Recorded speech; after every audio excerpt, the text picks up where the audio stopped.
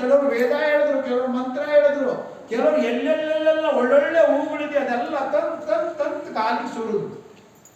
ದೇವಿಗೆ ದೇವತೆಗಳೆಲ್ಲ ಮಾಡೋದು ನೋಡಿ ಅವಳಿಗೆ ಆನಂದ, ಅವಳಿಗೆ ಸಂತೋಷ. ನಿಮ್ಗೂ ಹಿಂಗೆ ಸಂತೋಷ ಆಗುತ್ತೆ ಇಲ್ಲ? ಆ ಸಂತೋಷ ಆದಾಗ ಏನ್ ಮಾಡ್ತೀರಿ ನೀವು? ಏನ್ ಮಾಡ್ತೀರಿ ಖುಷಿ ಸಂತೋಷ ಆದ್ರೆ? ಈ ಉದಾಹರಣೆಗೆ ಪಾಕಿಸ್ತಾನ ಮತ್ತು ಭಾರತ ಕ್ರಿಕೆಟ್ ನಡೀತು ಅಂತ ಅನ್ಕೊಳ್ಳಿ, ನಮ್ಮ ದೇಶ ಗೆದ್ದು ಬಿಡುತ್ತೆ, ಆಗೇನ್ ಮಾಡ್ತೀರಿ? ಕುಣಿದಾಡ್ತೀರಿ, ಕೇಕೆ ಹೊಡಿತೀರಿ, ಹಾರ್ಟ್ ಪೇಷಂಟ್ ಇದ್ರು ನೆನಪಿಲ್ಲ ಇಲ್ಲಿ, ಹೌದಾನೆ?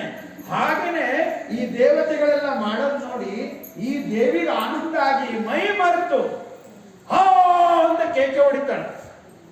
ಆ ಕೇಕೆಯ ಶಬ್ದ ಭೂಮಿಗೆ ಆಕಾಶಕ್ಕೆ ತಾಗಿ ಭೂಕಂಪನ ಬರುತ್ತೆ, ಪ್ರತಿಧ್ವನಿ ಬರುತ್ತೆ, ಇಡೀ ಭೂಮಿ ಅಲ್ಲಾಡುತ್ತೆ.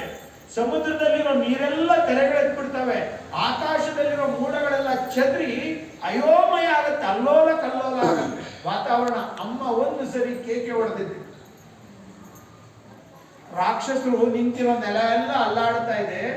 ರಾಕ್ಷಸರು ಯೋಚನೆ ಮಾಡ್ತಾರೆ, ಜೋರಾಗಿ ಕಿರ್ಚೋದು ಕೇಕೆ ಹೊಡೆಯೋದು ಅಂದ್ರೆ ನಾವು ರಾಕ್ಷಸರು, ನಮ್ಕಿನ್ನ ಜೋರಾಗಿ ಕೇಕೆ ಹೊಡಿತಿದ್ದಾರೆ ಯಾರು ಅಂತೇಳಿ ಎಲ್ಲ ಆ ಕಡೆ ತಿರುಗಿ ನೋಡ್ತಾರೆ. ಯಾರು ನಿಂತಿದ್ದಾರೆ ಅಲ್ಲಿ? ದೇವಿ ನಿಂತು ಬಿಟ್ಟಿದ್ದಾಳೆ, ಕುಂತಾಳೆ ಇಲ್ಲಿ, ದೇವಿ ನಿಂತು ಬಿಟ್ಟಿದ್ದಾಳೆ. ಆ ದೇವಿ ನಿಂತಿದ್ದಾಳೆ, ಅವ್ರ ಕೈಯಲ್ಲಿ ಏನಿದಾವು? ಶಸ್ತ್ರಾಸ್ತ್ರ ಇದಾವೆ, 10,000 ಕೈಗಳು.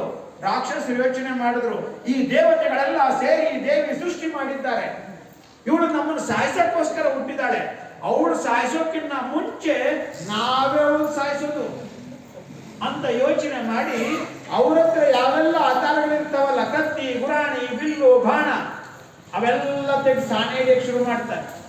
ಏನ್ ಮಾಡ್ತಾರೆ? ಸಾಣೆ ಹಿಡಿಯಕ್ಕೆ ಶುರು ಮಾಡಿ ಚೂಪ್ ಮಾಡಕ್ಕೆ